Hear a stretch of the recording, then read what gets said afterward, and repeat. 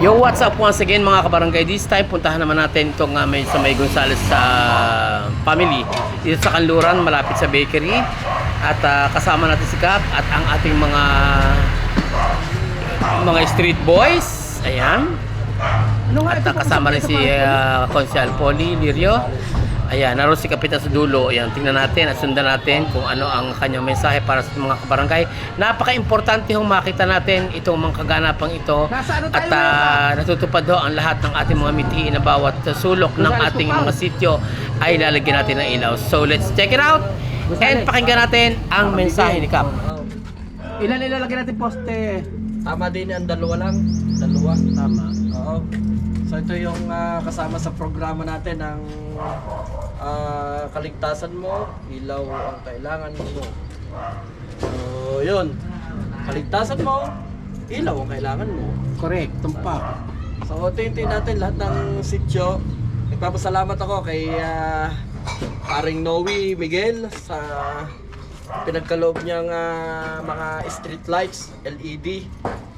Napakalaking bagay yung kanyang mga i-donate, magagamit natin. So pinoprovide ko na lamang yung mga poste na ano. So hanggang doon tayo sa maaabot ng bilang ng ating ano. Pero gusto lang linawin ng para sa ating mga kabarangay, ito ay hindi powered by solar, hindi. Hindi, ito ay papasok na natin sa electric Yun. para mas malinaw. Kasi yung i-donate ni paring Noe Miguel ay mga LED, matipid siya na maliwanag. As usual, 30 watts pa rin. Oo, 30 Okay. watts. Yan, ang linaw niya. So, siya nating ikakabit at habang siya ay tumutulong sa ating barangay, ay di ating ipagkakaloob sa ating mga kababarangay. Napakabait na tao dahil kanyang pagtulong ay bukal sa loob. So sa Silangan ay naayos na rin yung papasalamat tayo kay Brian Lirio. Sa kanyang nagawang Sitio Ilaya. yung sa may pagliko, nakausap niya ang mga nasa Amerika. Naging ayos na, naging usapan. Isang araw ay papasyalan natin dahil makakapasok ng maaluan ng pagliko ng mga sasakyan doon sa Sitio Ilaya. So salamat marami Brian Lirio sa iyong contribution. Yung mga taong yan ang mga concern sa ating barangay.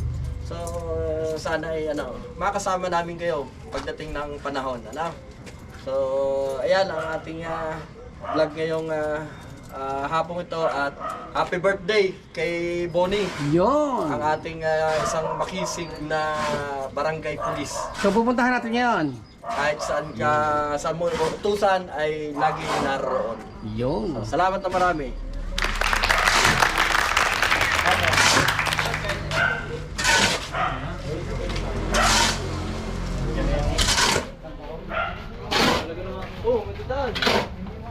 Kulot, tuloy ba ang proyekto? Kulot! Wow! Nasa vlog sikot niya. Vlog sikot niya. Wala tapos. So, till here mga kabarangay at tuloy-tuloy ang ating projects dito sa ating barangay. Umasa kayo na darating tayo dyan sa inyong mga kinalalagyan. So, thank you so much for watching. Bye-bye!